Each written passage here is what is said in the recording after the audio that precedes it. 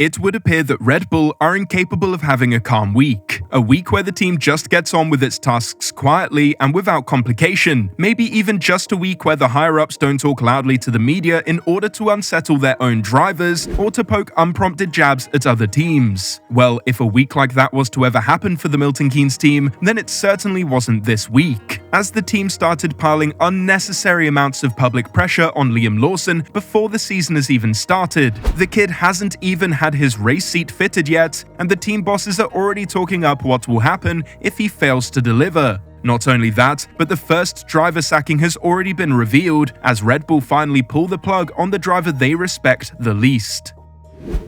Want to know why Liam Lawson is already in trouble? We would be in complete disbelief if it wasn't Red Bull we were talking about here. And stick around, because the conditions for Yuki Tsunoda's exit have been set, and it would appear that his continued existence in the sport hangs in the balance. The last thing I imagine any driver wants to hear before the season starts is what needs to happen for them to be replaced, but that is exactly what Liam Lawson has been experiencing this week. After the elation of being promoted to Red Bull just 11 races into his career, it would appear that Red Bull aren't exactly feeling confident in their decision to promote the Kiwi driver. Having had the fewest previous race starts of any Red Bull F1 driver, Liam Lawson needs one thing more than anything, and it's something that he doesn't seem he will be afforded. Lawson needs time. Time to adapt to a new team, having just got used to RB, to still learn the ropes of F1 and get his feet steady in the sport, and time to prove to Red Bull that they made the right choice. However, Helmut Marko has made his demands clear for Lawson, with it being clear that he has 1 year and 1 year only to prove himself.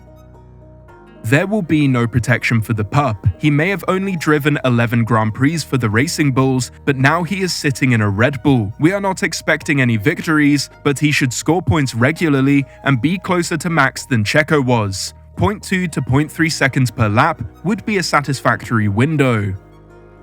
And that'd be a fair goal to set if it were any other team and any other driver that was being talked about. Max hasn't had a consistently close teammate since his second season with Ricciardo. Yes, Checo got a few race wins. Yes, Albon's second half of the 2019 season is nothing to scoff at, but being 3/10 off Max Verstappen has proven to be too much for more experienced and arguably better drivers. The one thing that Lawson has in his locker that sets him apart from the other drivers that have tried and failed to keep up with Max before him is that he already knows how Max likes his car, and believes that all the background work he did as the Red Bull test and reserve driver will give him a head start in getting to grips with the car. All throughout Checo's time in the seat, the constant deflection tactic used by the Mexican driver's fanbase was, oh, the car doesn't suit him, it's designed for Max, and he likes driving a car on the nose. And Checo doesn't like that, but according to Liam Lawson, he doesn't believe in such things, and that it's his job as a professional and Max's wingman to adjust his driving to the needs of the car.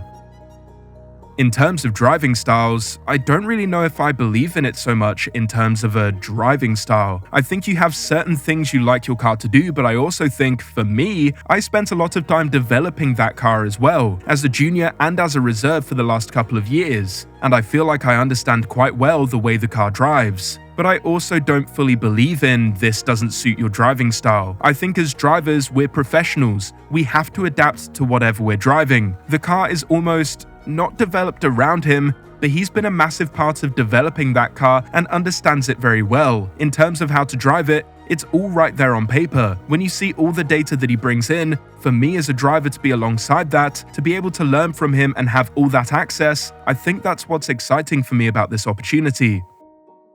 And while that level of confidence is great, it certainly doesn't give him much margin for error. I'm not saying that this quote is going to come back to bite him, but let's just say if we see a Q1 exit in Australia, then Twitter may not be quite as forgiving as we will be, given his confidence seemingly outweighing the jeopardy felt due to his inexperience. The other people who won't be forgiving will be the Red Bull team bosses, who are certainly no strangers to piling the pressure on. But it's not just the Red Bull team bosses getting in on it, as the bosses from the sister team, which he drove all 11 races for over the past 2 years, have decided to get in on the act as well. Following Christian Horner making it clear that Yuki Tsunoda isn't ruled out for a future move to Red Bull, RB Racing Director Alan Permain proclaimed that the main target for the coming season is to prepare Yuki Tsunoda for a move to Red Bull, saying, Hopefully, if I can bring him on 1% to help him out, I'd be super happy. Nothing would make me happier than to get him to a level where he can move to the top team, into Red Bull. Quite rightly, that should be his target and it should be our target. One of the reasons for this team, and it's not the only reason anymore, is to develop talent. If we can turn him into a race winner, fantastic. And as well as this, he highlighted the exact areas that he sees as being crucial to Tsunoda's development, as well as the things that will make him a great asset to Red Bull in the future. Of course, there are inconsistencies he needs to sharpen up, plenty of areas he needs to polish, but he's what, 24? He's a young kid still, so he's got plenty of time to do that, and he knows what he needs to work on. You can hear and see him getting frustrated with himself when he makes those errors, but the speed is there. Of that there is no doubt. He's very quick and his feedback is excellent. His English is excellent. I don't know if that has been a limitation in the past, but I don't see any limitation there at all, and he's a joy to work with. He really is. However, despite the posturing that Tsunoda still has a chance to make it in the big leagues at Red Bull, the reality of the situation is that the ship has sailed. Unless Lawson implodes and fails to impress like Pierre Gasly during his 12-race stint at the team, it would appear that Tsunoda's best opportunity to drive for Red Bull has passed him by. Having failed to impress the higher-ups at Red Bull, Tsunoda is currently just being used as a litmus test for Hadjar and to apply pressure onto Liam Lawson. The best-case scenario for him at Red Bull is that he could be a reluctant replacement if the Liam Lawson experiment fails, and if that doesn't come to pass, then Yuki's time with the Red Bull family is as good as over already. Permain admitted as much by saying, "We're acutely aware that if we're not able to provide an opportunity for Yuki at Red Bull, in all honesty this year, does keeping him on make sense? You can't have a driver in the support team for 5 years. You can't always be the bridesmaid. You've either got to let them go at that point, or look at something different."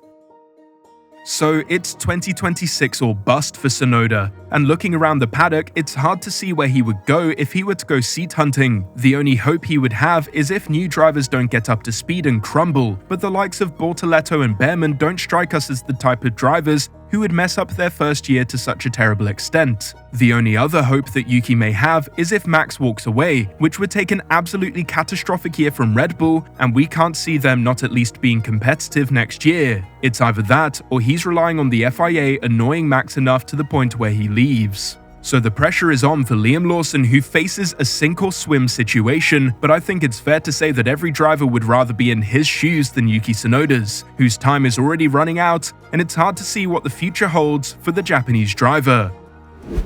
But what do you think? Is there any other option for Tsunoda that we're missing here? And do you think that Lawson is up to the challenge? Let us know your thoughts in the comments below. Thank you for watching.